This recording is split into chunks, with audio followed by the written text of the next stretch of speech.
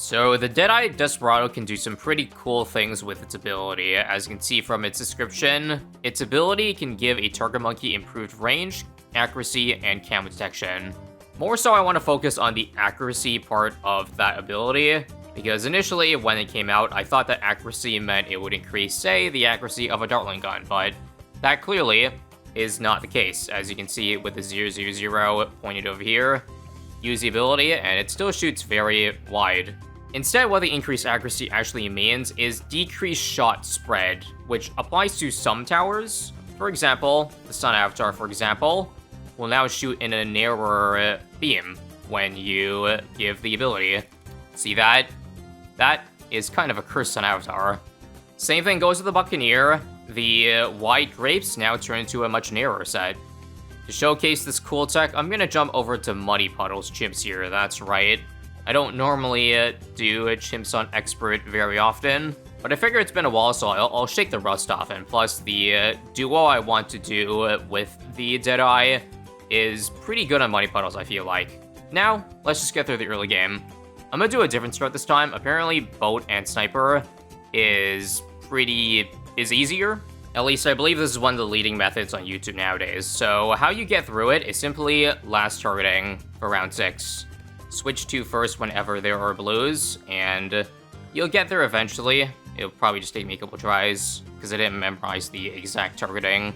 Alright, how about this? Last, first now, back on last, back on first, first, there we go. That's how you do it. And then for round 7, Sniper. Also, my bad, I did restart round 6 to put the boat in a different spot, because in order for Sniper and Boat to work this round, the boat has to be able to snipe in a straight line on last, so my original position actually didn't work out. But with the right positioning, pixel perfect positioning, round 7's good, round 8's probably good as well. And now on round 9, we got ourselves 385 to work with. I'm gonna get a sub here. All 3 towers attacking this round, so it should be pretty free. Now, if there's one thing that turns me off about Muddy Puddles Chimps early games, or really early games of any maps of this caliber, it is the annoyingness of getting through those early rounds. Even though they have buffed a lot of towers to have a lot more variety. We'll get a boomerang this round, by the way, because I think we need it. Put this sniper back on strong, and with proper targeting, should be able to snipe the last balloon. Nice. So this should work for round 10 and 11.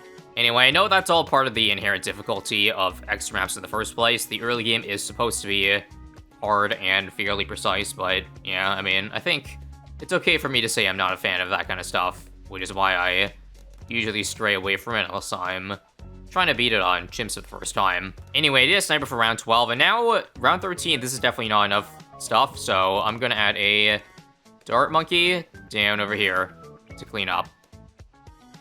I will say the rest of this early game is improvised, so no guide looking. We're just kind of winging what towers to drop next. I feel like I would like to go for an intel sub. That's always been the tried and true method of getting through the early game. If we get a 2-0-1 sub, that's going to work for every lane. So I'm going to get a sub for this round here. And let's turn this one into 2-0-1, if I can afford it. Afford it before dying. Round 15 seems good. Now round 16, I probably gotta buy one more thing, right? Yeah, there's simply way too many greens to keep up there. I think I want to keep on getting global range stuff. Ideally stuff that could help my sub, aka give advanced intel to it. So that's why my sniper's all the way up here. Positioning is important on them. And it seems like adding a third sniper is enough DPS that we need for this round. I could actually drop Etienne this round, but I'm not going to do that because we need the money for advance until this round. I'll explain why I choose 18 in a second. But for now, we did it. We made it to 2-0-1, but 2-0-2 is when it's actually GG for early game. Until then, I still think we died to round 22. Or do we? Let's see. I'm almost certainly gonna need more, right?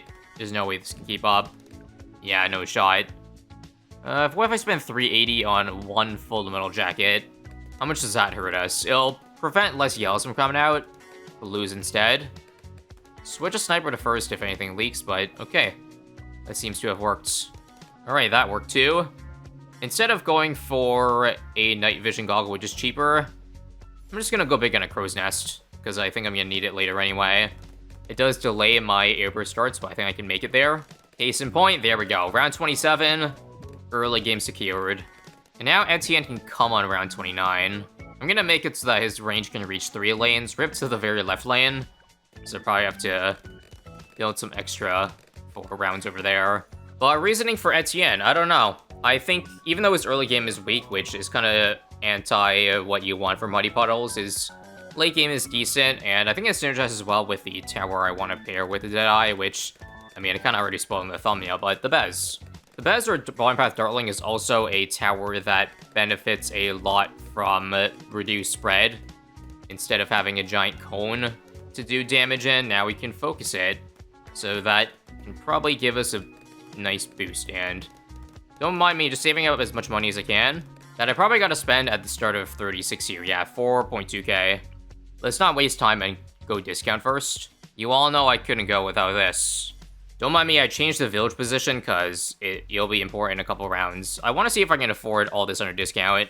Ooh, $21. Well, I can play the round and then buy Druid the Jungle immediately, or Jungle the Druid, and then survive with the Vine drops in the ground, the pink wave that comes in. Nice. That's how you get her done. And then for the leads that come on 37, this sniper can't get all of it, so then we just upgrade to 130, and we are clear. 4.5k coming into round 40, so a lot of leeway. I think we should just go for the usual triple guns, plus I can afford 1 Alk, right? That leaves me with, I'll do 320 for a stronger buff, 645 for extra stuff. Let's go. Let's use the drone ability, and hopefully this should clean up. We've got a lot, nice. And I think from here we can turn on auto start and transition into our Dartling gun. But first off, AP darts always. I think they made it cheaper, only 2,700. But no Dartling early game or Desperado early game because it's not that strong. For the Dartling, you want at least a 204. Laser is better, especially since we have the UAV, so it's global camo. We can skip the bad crosspath on it. If I just buy 203 right now, Buckshot, while strong, the attack speed is incredibly slow on it, so very unreliable. I think we'll also go ahead and buy a stronger stim because the way I position my Alchemist, it would give the buff to the Dartling and not the sub, so why not both this time? And thanks to the technically global range of the Buckshot, it can also happen around 49, aka the very left lane, so that isn't really an issue anymore. And there we go, there's the bats. Let's set on target independent because it'll probably handle for the time being. And we could go for our support now in the Deadeye. Now's a good time to mention that the support buffs that the Desperado gives is different for the tier 3 middle versus the tier 4 middle. Let me just see if I want to do damage, I want the pistol range to be a little bit smaller, although I don't really think it matters. It might be possible though to get all 4 lanes with the rifle, which would be nice. Even though, again, this does not do a lot of damage. Let me see. Yeah, there we go. Hits all 4 lanes. I'm not going to crosspath it because, as I said, it is support at the end of the day. And yeah, I know this is probably not the best map to showcase it on, at least visually, because the bolts from the Dartling gun blend in decently with the dark brown of the Muddy Puddles. But, as you can see, I'm going to use the ability on it now for funds, and you can see that that spread is down a good amount. It's actually a 50% spread reduction with tier 3. And 50% uptime, tier 3 and tier 4. So if you want full uptime on the reduced spread of the Baz, then we need to get 2 of them. I think for now, though, we can live with 1. Because at the end of the day, it's really only a support tower in the sense that it doesn't give your tower more damage or pierce like other traditional support does, but more potential damage. If the map you're playing on makes it so that the towers that you have that have spread are bad, then this could provide a buff. Like, for example, if a happy little blimp is over here, and say you got your Bez shooting without spread reduction over here, then, as you see, it misses a little bit of its shot. So, with Desperado, you can see that's a bit of an, like, indirect damage buff, although you could probably make that out anyway. But anyway, tier 4 buff is a little bit different. It's better than Deadeye in the sense that it actually has an even greater spread reduction. It's 80% instead of 50, and if your tower lacks it, it actually gives your tower black, white, and purple point power, which is kind of obscure, and I don't know why thematically you should do that, but, I mean, I'm not complaining.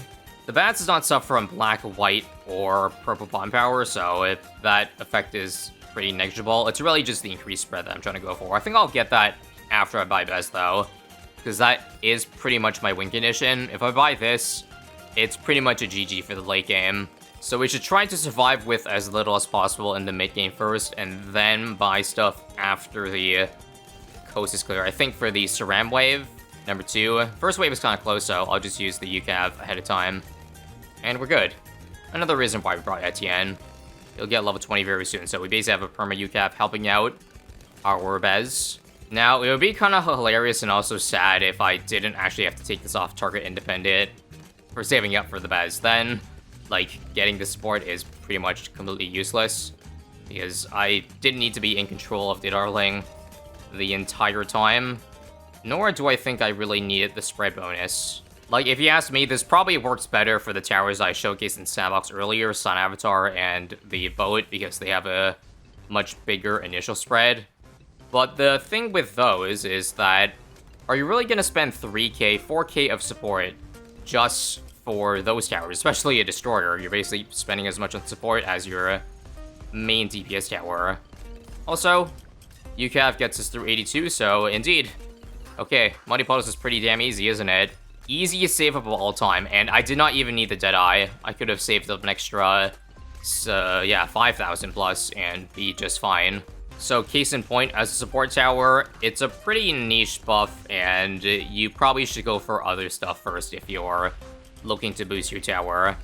I also gotta prepare for round 90 coming in 2 rounds, so what I need to do, if I don't want to spend money on an MIB, which I don't, otherwise I would have gotten 2 discounts, is I'll just spam 200 Alchemist on top of my Bez here. It doesn't shoot fast enough that I think just a couple of them should be able to get me to full uptime.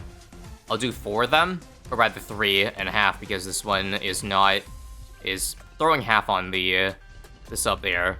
But if you take a look, we should hopefully have that green be up at all times. If not, we probably gotta buy 1 more or crosspath one of our alchemists. I think we should just crosspath, because I said so. Another 201. And now it's DT / regular balloon slaying time. And also, while I'm at it, frick it, let's just do the least cash challenge. We have already got 37k saved up. I think Bez is strong enough to be able to hold its own from now to around 100. I'm also going to take over the micro from here. I feel like I've been a little bit too hands-off in this game, so why not have a little bit of control? I'll use the UCAV, Perma UCAV. The Perma UCAV gives lead popping, in case you're curious. I'm also going to die if I... We'll use the increased spread here, but that didn't really work out.